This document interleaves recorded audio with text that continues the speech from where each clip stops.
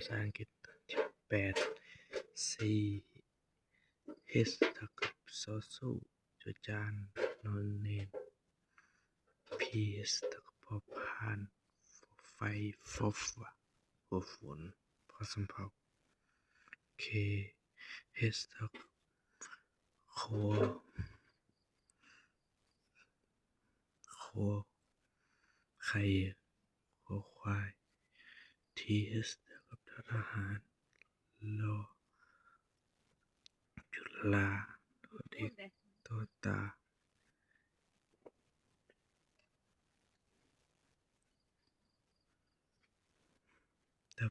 W H เท่ากับวอลแวน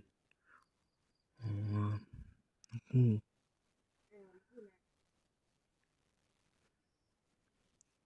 Q U เท่ากับคอวัว